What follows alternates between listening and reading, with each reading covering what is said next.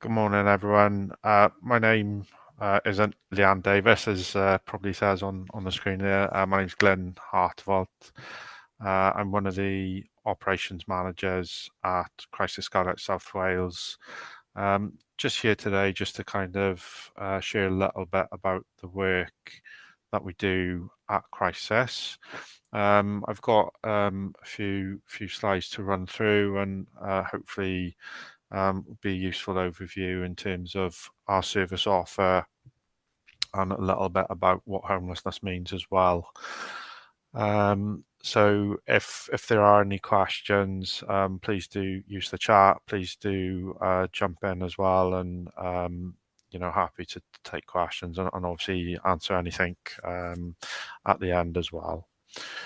So I'll make a start with the presentation then, and I thought it'd be useful just to kind of put a little bit of information around the context of homelessness and how we think about it.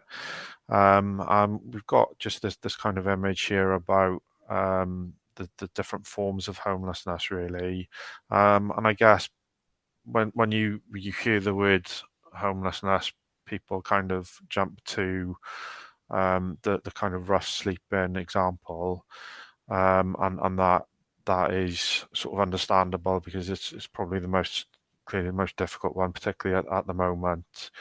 But there are other forms of homelessness as well. So people who have approached their local authority to say, look, I need assistance here, is a category of homelessness. The hidden homeless, that's an interesting category. So this is kind of now just showing a little bit around sort of broader forms of homelessness. So people are sofa surfing.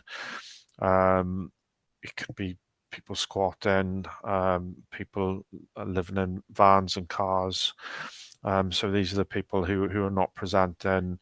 And I think I'd just add a slight caveat on that point three around hidden homelessness. I think there is a slight gender difference to be aware of as well in that sort of women who are sort of homeless sort of are even more hidden again. There's definite theme that they're not necessarily always presenting to councils or kind of in quite a firm survival mode if they're sort of going through that experience of homelessness as well as rough sleeping as well. And then you've got a category which is a bit more broader again, and those people who might be at risk of homelessness, and this kind of sort of alludes to the point that homelessness can happen sort of at any time, and the trigger points there would be around job loss, someone transitioning from care, and the actual quality of the accommodation that someone's living in. It's just not suitable accommodation, and really people shouldn't be exposed to that really, but that is something that's ongoing. So just to kind of break down that overview of what homeless is, and I think there's also just a brief opportunity to say a little bit about how we talk about homelessness as well. And you may hear some people saying like homeless people. We try to steer away from that kind of language a little bit and focus more on people who are experiencing homelessness. It leaves the door open that it's a temporary experience and they're going to move away from it. So just a kind of note on that. The other lens then is to think a little bit about what are the numbers here, and I just wanted to put these links in, and obviously the slides will be shared later for you to kind of access this information. So on the first link, they've actually got like an interactive part as well where you can filter through area, and then the most recent information from April 24 through March 25, that was released a few months ago in September. And we'll just kind of look briefly at some of the headline figures there.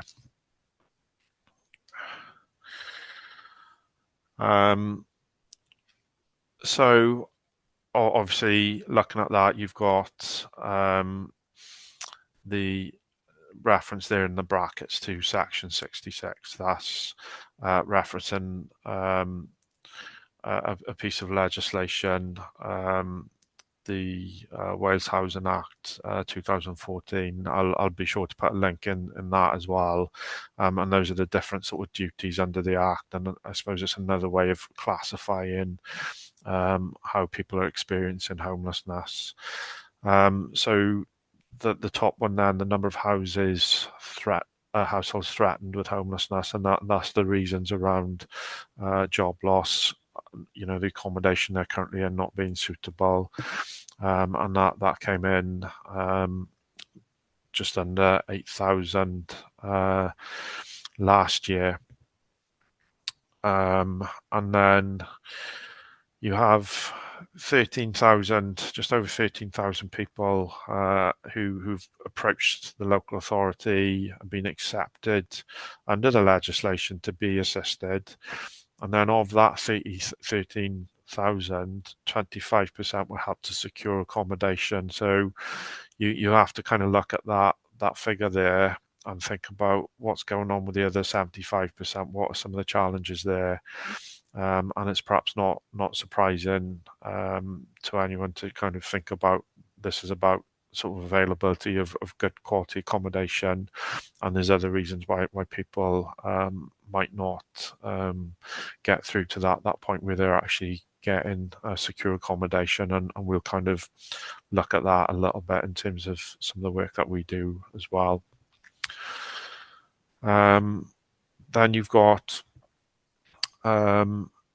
just under 7,000 then noted as unintentionally homeless and in priority need. So the priority need is a sort of current principle in the legislation, which relates to, for example, people who experience domestic violence or people who've got a medical condition, which there's some degree of vulnerability there. And obviously the reason that they're homeless is not through their own fault as such, and they're assisted as well. The bottom 2 points then are quite interesting. So this now relates to temporary accommodation, and in sort of Swansea, where we sort of deliver our service, that you've got the use of bed and breakfast, you've got the use of hotels, and I'm sure that's echoed throughout Wales. And the sort of figures are showing there, sort of just over 6,000 households are kind of in that position. And of that, just sort of under half really are in the bed and breakfast and hotel. So hopefully that kind of paints a little bit of context around what homeless is and some of the figures, and obviously, as I said, I'll share the links a little bit later, and it leads to this kind of idea then that there's a lot of complexity there. So in the numbers we're seeing here, what's happening to that 75% who aren't helped to secure accommodation, and we get a sense of complexity really when we're thinking about homelessness. And we've got a brief model here, and it's quite a busy model. And sort of at the bottom, you've got some of the main factors there that can contribute to someone's experience of homelessness or them being at risk. And then you can see sort of in the middle, you've got lots of different kind of job titles, which we'll run through a little bit later. And that's in effect some of the interventions that our service offers. And we're working then towards the section along the the green boxes there, we're looking to just kind of offer a sense of stability with the individual, so that they can make changes and think about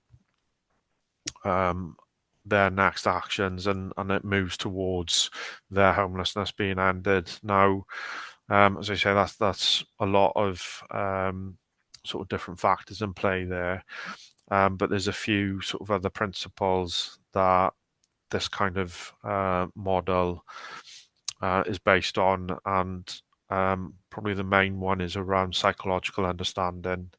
So we just need to think very carefully about who is presenting to our service, what challenges do they have, and how can we best work with them. And we'll come on to talk a little bit about what psychology means in the service in some of the later slides. But to get to a point where we're working in collaboration with individuals to help them feel secure, and to help them kind of make changes, having that understanding about what it looks like when they're under extreme pressure, when they've got experiences of trauma, and how that might sort of play out in their sort of presentation to our service. But we're still able to kind of work with them in a positive way, and kind of help them think about, decision making options, and this kind of real empowerment. And I think it's worth also highlighting the different sort of interventions that we offer. And again, this will be explained specific to roles a little bit later. But I think it's worth just sort of spending a little bit of time on this. Some individuals are going to present to the service, and they only have sort of very brief needs. They only need a little bit of information, advice, and guidance. And that's offered, and they don't require anything else.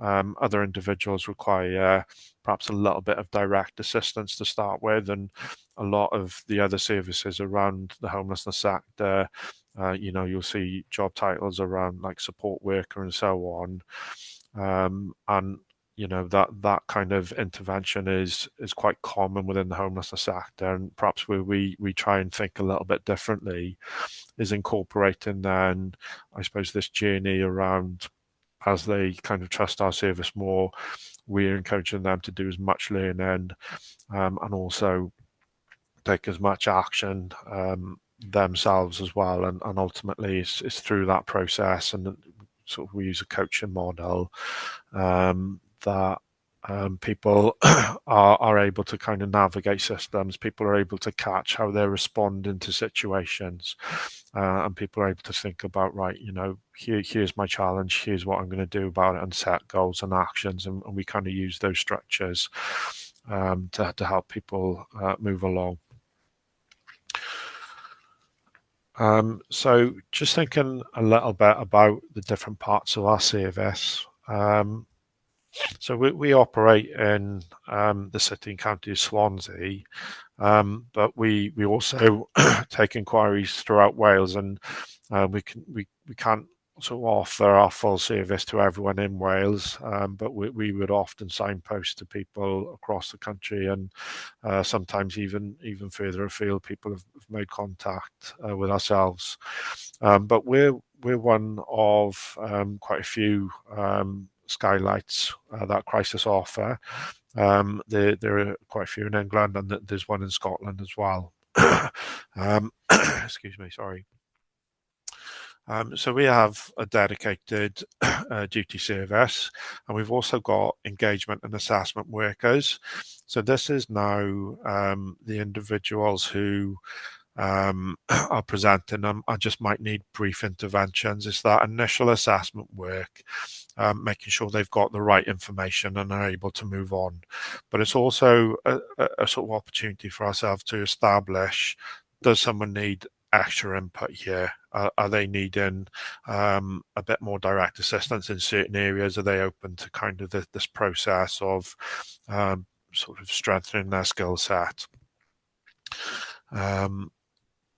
I think it's also quite a common feature that we do get individuals who present to our service who are not homeless, and also at sort of not at risk of becoming homeless either. And that might well be that they've got some issues around mental health, other sort of support needs, and we'd always look to signpost to appropriate services. But it's not that we would then offer any ongoing assistance in those cases. So after that sort of initial period of assessment, if an individual then needs sort of that additional assistance, we've got lead worker coaches who are able to really just spend a bit more time with that individual. So we use set tools, which currently is the Home Star. Maybe people across other services here today are familiar with the Outcome Star. There's other sort of tools, and this kind of just allows an individual to kind of offer a score and a little bit of dialogue about different parts of their life, and hopefully is an opportunity for them to reflect as well. It's not something that typically we would do that often, is just pause and think about, right, where am I in this part of my life? And through that discussion, it often raises awareness of challenges that the individual was sort of already aware of. In other cases, they might not have the same awareness, and it's quite powerful, those moments when people are realizing the impact that a particular relationship might have, or how they're kind of interacting with other people, or how sort of money management is working, or other challenges around their health and use of substances. So that process then leads to sort of formulation of goals and actions, and it's those actions that kind of breaking it down into little steps and starting that journey. Once all of that is kind of identified and worked on, we set up kind of review sessions as well. And it's interesting, those reviews, in terms of like what people have achieved, but also what they haven't achieved, and what that's showing us, and sort of challenges around how they're engaging with our service, or if they're feeling they're not particularly able to address a particular area. And it jumps back then to, do we need to be sort of offering a little bit of more assistance to this individual, or sort of do they need a bit more encouragement to kind of carry on and give it another go themselves? And that's great, and it's fantastic if we're able to do that and solve everyone's problems, but we're not working in isolation. We work with lots of different organisations. A previous slide referenced the legislation and local authorities, and often we're trying to establish how an individual is viewed by the local authority in terms of their homelessness. But as we're identifying specific issues, we're not the experts in all the different challenges that an individual is facing. So we look to refer on to specialist organisations, and that could be organisations like Citizens Advice Bureau, particularly around managing debt. The specialist organisations that can help with substance misuse, mental health organisations, whether that be through GP or sort of more specialist service within the NHS, but also lots of other organisations, often charities. And that theme is just making sure that individuals have got access to the right assistance. That's just going to help them move forward. And when we think about how we're going to work with that individual, at some point that work's going to come to an end. And we speak about that openly with people when we're kind of thinking about what our service is and explaining that. But at that end point, we want people to be as strong as possible. And that means that they've gone through this process of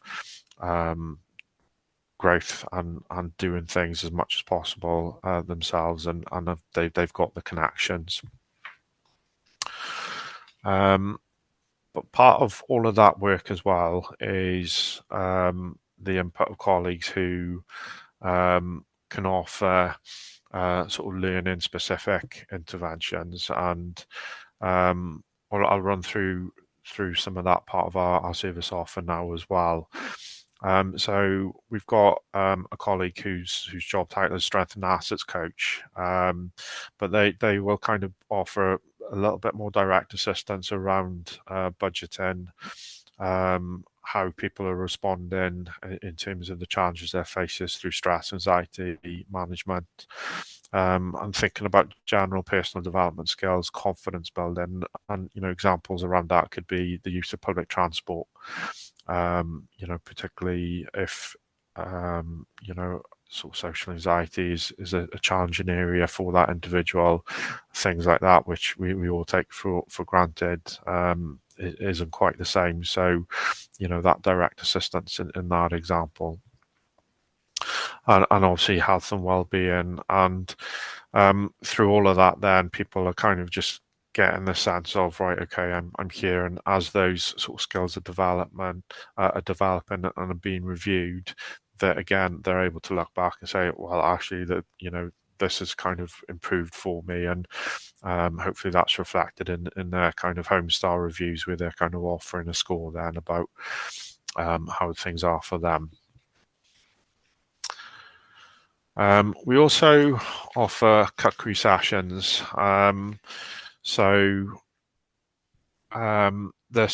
This is a popular part of our service offer. Again, you've got crossover with budgeting, but it is the sort of direct skill someone's going to need when they've got accommodation. It's often the case in temporary accommodation that people haven't got access to cooking facilities, so they're not able to practice or sort of eat healthily. So through the dishes that are kind of made, people obviously take that food with them. But when we've got extra food, it goes out to other people that access the service as well. But the kind of soft skills that underpin this type of session as well is really important, because it'll often start with the cookery tutor.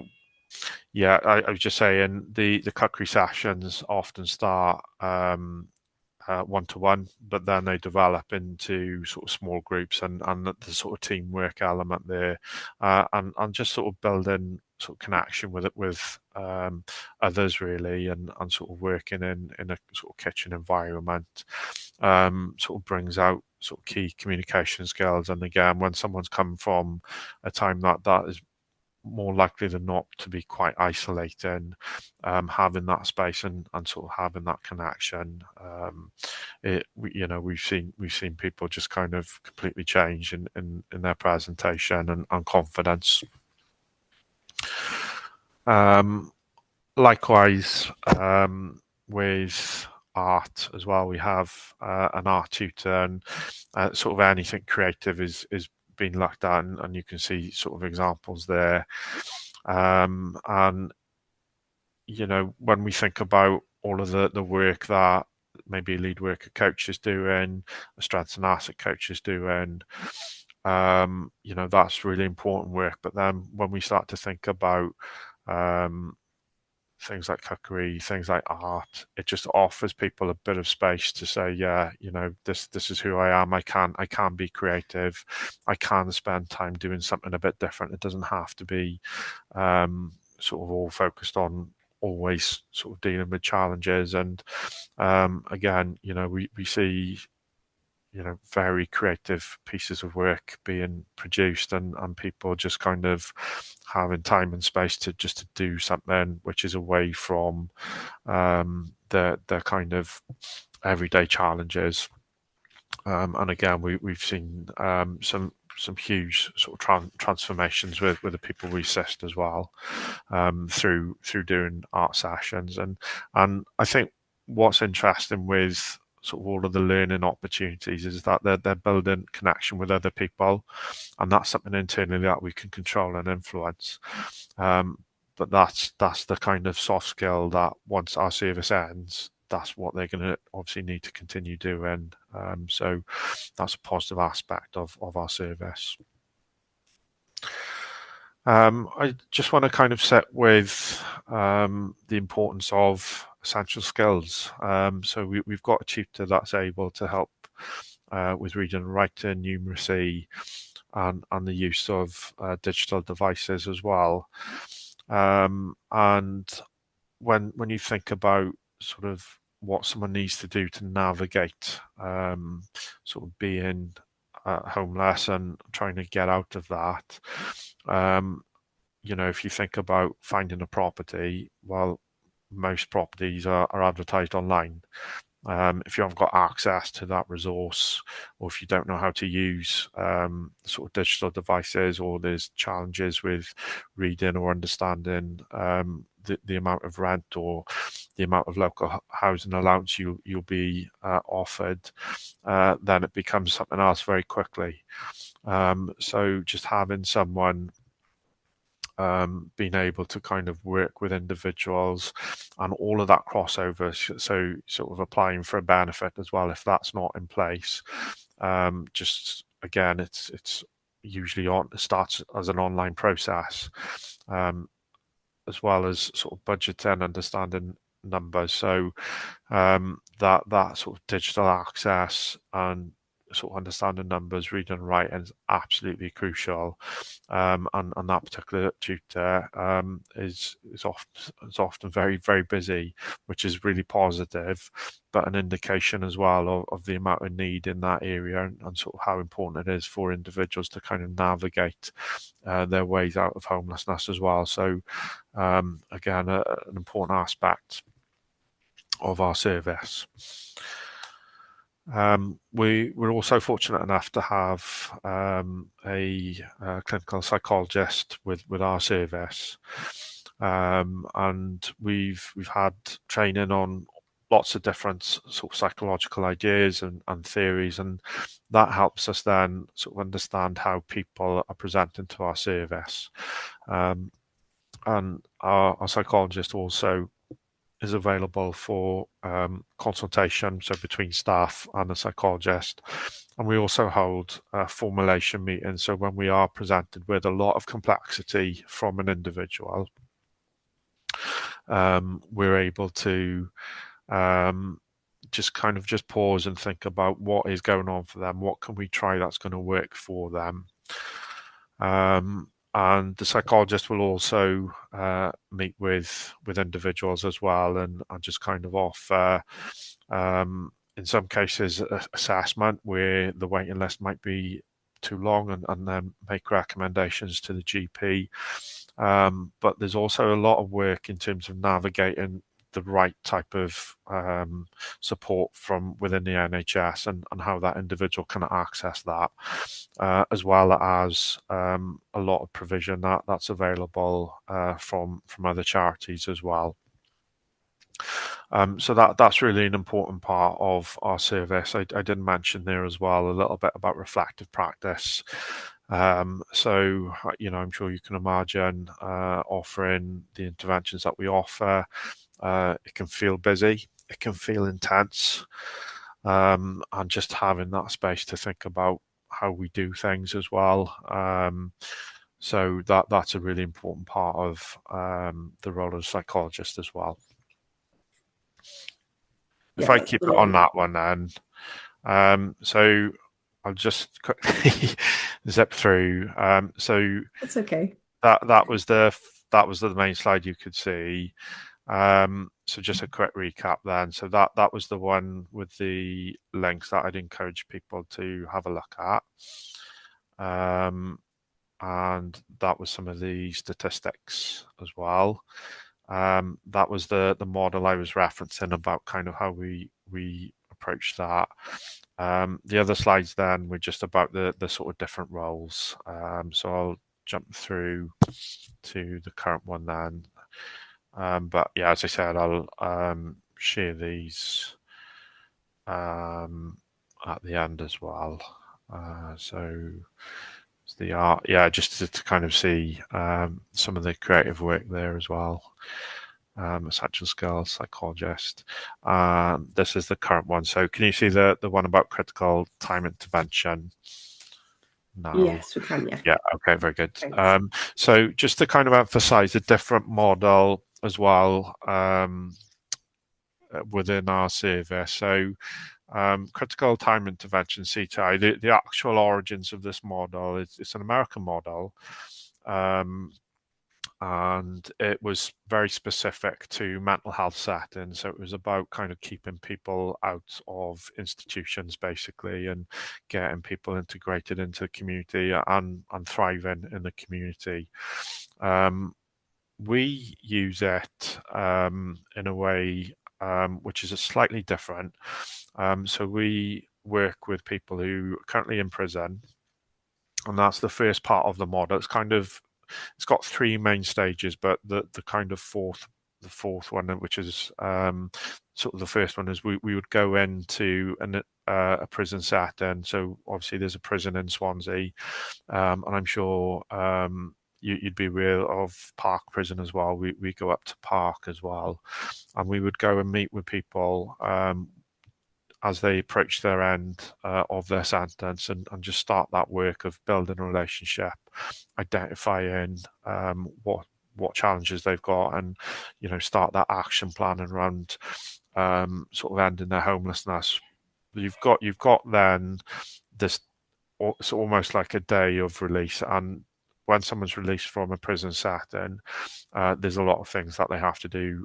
In most cases, it's checking with probation, setting up benefit claims, and as I sort of mentioned earlier about people's ability to do that, and it all being digital online, there's lots of challenges there. So that's often quite an intense period, and that's the first phase. So for 3 months post release, it's sort of getting people linked to the community where possible, and also sort of dealing with those immediate support needs. But the further phases so within 3 to 6 months, and then 3 to 9 months, you've got this idea that people are kind of should be doing more themselves, and as they're kind of navigating systems and getting connection with other services, the support from the model lessens. And after the 9-month period, then people leave that particular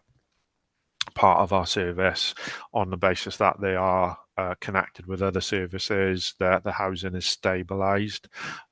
It might be in that time frame people aren't housed as such.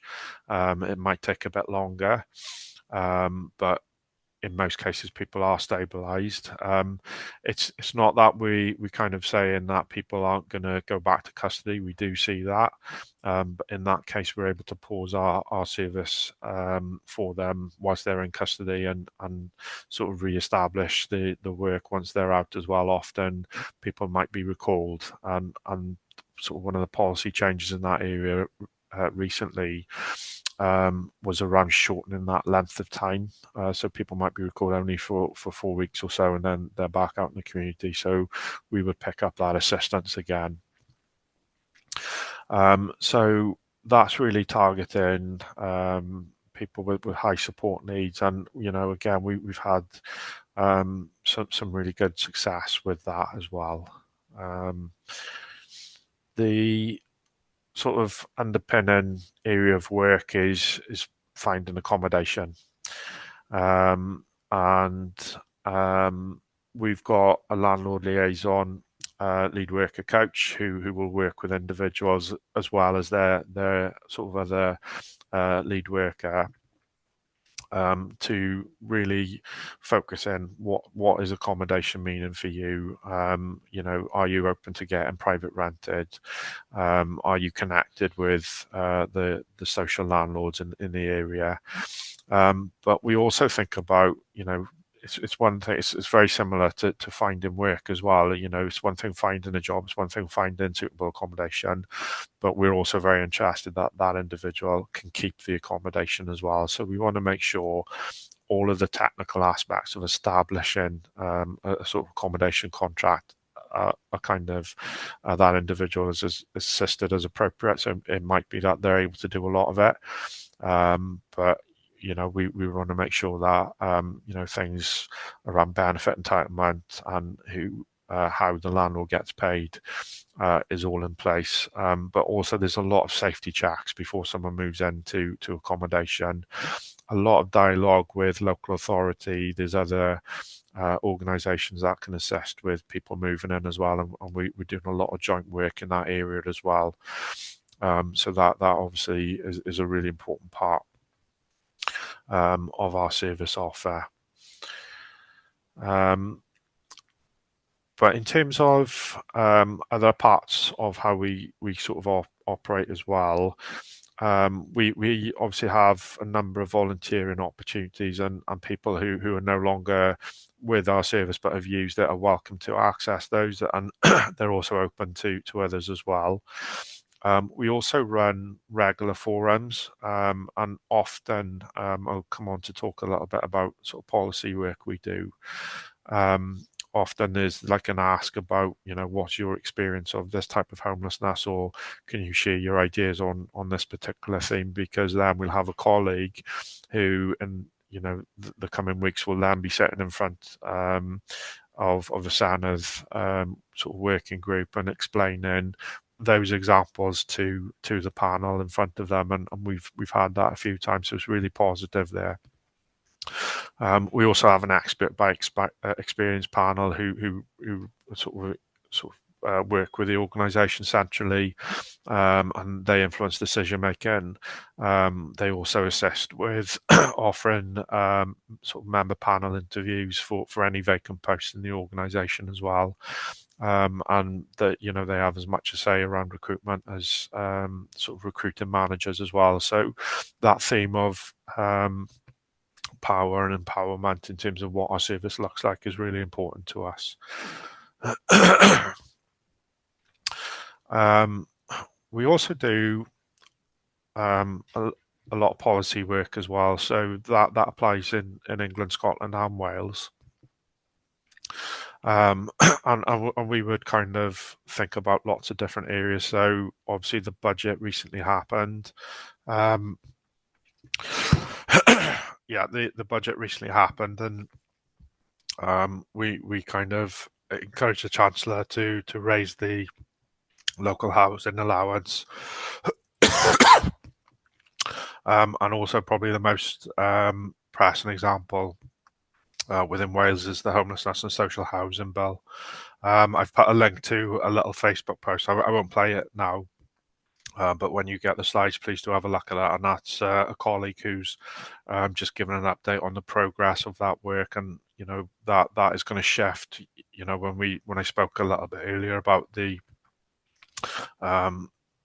current legislation, that this new piece of legislation is going to improve the situation in so many ways for people in Wales. What I haven't added as well is obviously we are a charity, and sort of there's a fundraising element of the work we do as well. So that was the end of the presentation. I will stop the share there. And sort of happy to take any questions.